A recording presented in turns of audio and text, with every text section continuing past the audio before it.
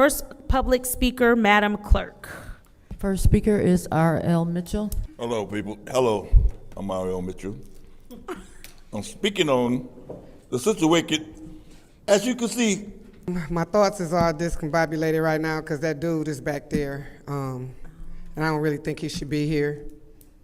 I don't think he should be at these meetings at all, period, point blank, but it ain't nothing that I could do about it. But I really came up here because I wanted to speak to LaShawn. It's been a lot of stuff going on about how you got in that seat.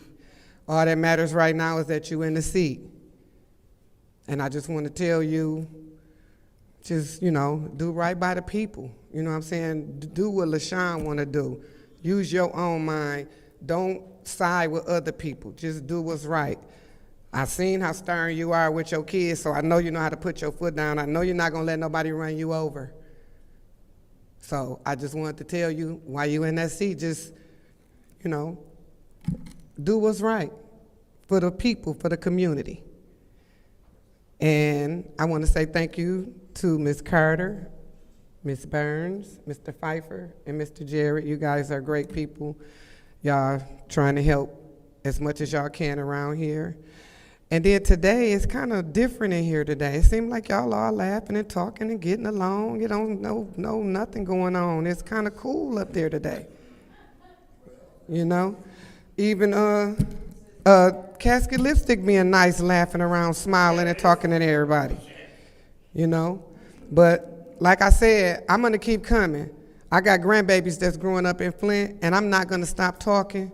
And a person like him in the back, the officer in the back, I don't want my kids to grow up with him being on the force, because he can't be trusted, and he shouldn't be in here.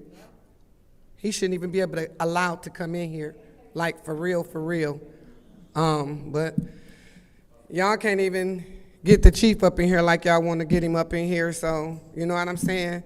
And then even through the whole situation, I'm not gonna say too much because y'all know about my situation. My situation is down the street and it's getting ready to be taken care of. It's getting ready to be taken care of. But I haven't received a call from nobody as far as the police department. I put my complaint in. The detectives ain't never called me back to give me no complaint number or nothing like that. I don't need none of that now because my boys is on it. They gonna get it all. Know that. But I just want to say thank you to y'all, and I'm gonna keep coming. I'm gonna keep voicing my opinion.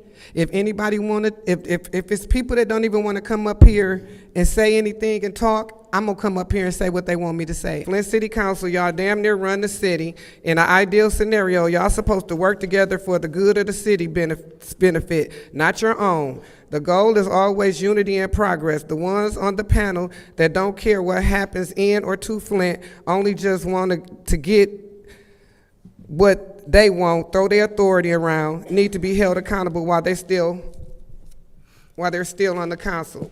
And me / Flint residents need to vote they weird snake asses out along with City Hall. It's up to us if we want a better city. Stop talking, stand up for your city. And then to the slow lady with the casket lipstick on, you don't need to be vice president because just like that little girl said, you get off on your throwing your authority around because you know what you said to me and did to me in the hallway last week. But that's why they be talking about you all the time and snapping on you. You are an illegitimate city councilwoman, madam. And you will always be illegitimate until I can believe in my heart that you didn't cheat. Because as far as I'm concerned, it was a stolen election. Judy, I really don't give a rat's rear end what you think. And I would just like to say that James, yeah, go ahead and look like a fool, Judy, because you are a fool. I would like to say that James, the little black guy, the Democrat delegate that sits over here, he was cutting the grass at a cemetery and the fuel line blew up and he is at Hurley Hospital in the burn unit. He wanted me to make sure you knew that, Miss Burns. okay? He's on the 5th floor in room 510. And when I talked to him today, he had had some skin graft surgeries. Please pray for James. He is my dear friend. He came to the library and he let us sign him up to be a Democrat delegate. And we absolutely love his participation in the system. And I know he speaks with a real quiet voice, but you know what? He's learning how to speak and how to stand up for the righteous and the right. And it just breaks my heart what happened to him. And he is not going to be out for another 5 days. He said at least 5 days, they told him. And I want to thank the Republican Party from my side of the delegates to come, and that don't include you, Judy. You're a rhino. In fact, you're a traitor.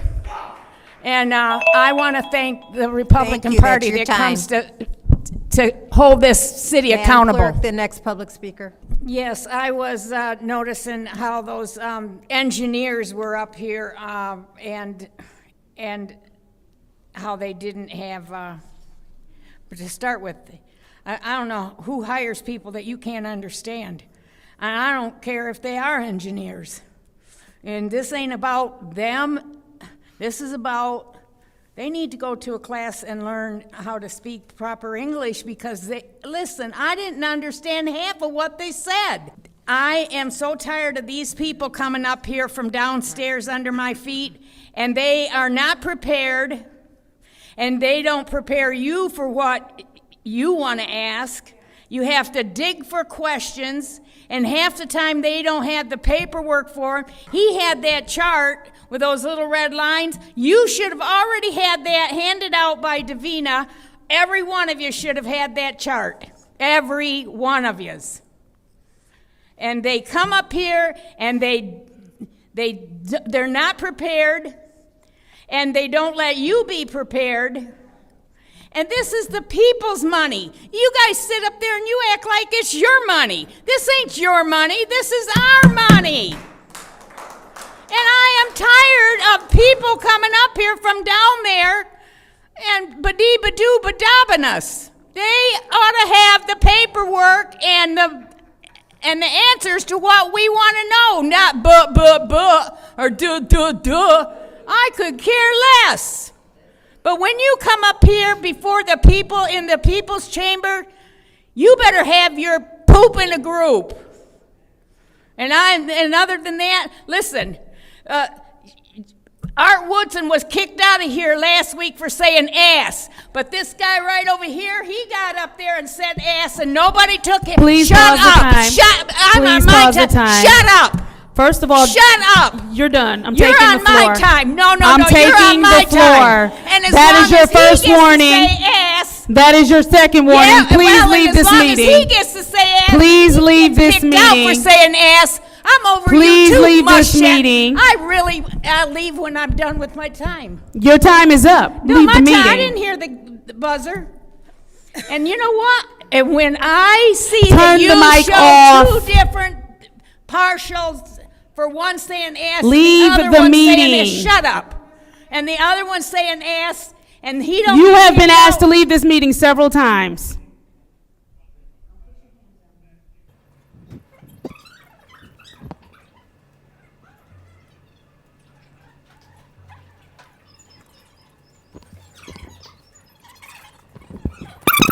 Hello. I'm gonna be nice tonight. I'm gonna welcome 3rd Ward Councilwoman Johnson. Give you a fair chance like everybody else. If you can't do the crime, then don't. If you can't do the time, then don't do the crime. Don't do it. Man, the last meeting we had before, when they didn't have that 3rd Ward seat, Judy, Candace, Liddell, all of them was sick, about to throw up. But now, they think they still in control. Y'all going down? That's right. Y'all see the mayor in Louisiana? She going down. But I want to say prayers for Terrence Sales family. He passed away, Flint After Dark podcast. And I'm going to be watching. Do what's right. You too, Davina. Good evening, everyone, especially LaShawn Johnson. Last time you was here, you assaulted me in the bathroom. okay? And Mari, Little Miss Flint, and Michelle Young. Mental health is real. That's what it is. You don't deserve that seat because you walked up to me and my son that's part of the opiate crisis. Oh, I'm not part of Neely. It's people that you need to, I can tell you about. It's about the people, not scamming, not rewriting or whatever, stealing votes, whatever you did, guess what? God is real. God see everything. And to sacrifice your kids. One thing I ain't gonna do is sacrifice my kids. You sacrifice your kids and you know it. The thing is y'all say God, oh praying, this, that, whatever. Do y'all really believe in God? You can't believe in God. Because one thing with me dealing with my son and the issues that he got and the reason why I'm here and I see everything that's going on in Flint and I'm not going nowhere. You know what? You know why? Because God is real. So you can't believe God is real. Them flowers, they're beautiful. Because they from me. Them flowers are beautiful. Because everything I do it with sincerity. I feel sorry for you. Because my thing is, you work for Neely. That seat you have, can you get that same seat next year? No, you're not even at war, so what's the purpose? I'm for the people, okay? I don't have to have a seat to be for the people. And what you did is wrong. When I say it was wrong, you assaulted me here. We have a court date. I got John Cole court date I got to take care of first. But guess what? I'm still coming for yours too. So we know that as Lewis say, they're not going to do nothing. But yes, God do everything. And with the opium crisis, I want to explain. It can happen to anybody. Family member, kids. LaShawn, it could be yours. Because guess what? As a parent, my kids was great kids. And guess what? While my son going through what he's going through, in this journey we're going together, he's still great. Opiate crisis, what I done learned, it's a disease. You sick. And you're supposed to love them unconditionally. So when I came down here to this council, I didn't come down here to be assaulted. I didn't. I come down here because basically in Flint, this is the last stop. So I come down here, when I'm coming down here like to get answers or whatever, I done learned so much in Flint. You know what I'm saying? I have learned so much. But for you to sit up here and run for your seat and you say you for the people, the way you move is not for the people. It's like you for Neely. Because I asked the question like, are you going to be in that seat next year? I'm learning this. So if you for the people, why are you taking that seat now? That, you know, is it for Neely or is it for the people or is it for you? Well, I'm accusing the city of Flint of having horrible customer service, horrible. I'm accusing the administration, the council as a whole body. I'm accusing ethics and accountability, the news, Channel 12, Channel 25, Channel 66. I'm accusing I did say ethics and accountability, the clerk, with that whole debacle with the voters board or whatever you call that. The voting agencies, I'm accusing them all of non-feasance, misfeasance, and malfeasance. I really wanted that on the record. I really want to know about this box. I walked in, there wasn't a quorum. You were in Ms. Burns was still walking in. So I guess my question is to Davina, when is a quorum set? Is it when the council is in the building or in their seats? Because if the case is, and I'm pretty sure it is, that they should be in their seat to activate their particular councils, then I was not allowed to fill out a slip. This hypervigilance to pick up this box is outrageous. The hypervigilance to shut the people up, and you're wonderful at it, I just don't even understand why you don't want to hear from the people as much as possible to be able to understand what they want and put that into place for them. You're not here for yourself. You're here for us to do what we need you to do.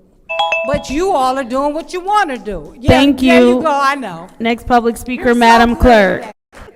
Clerk. Councilwoman Johnson, let me say this, congratulations to you.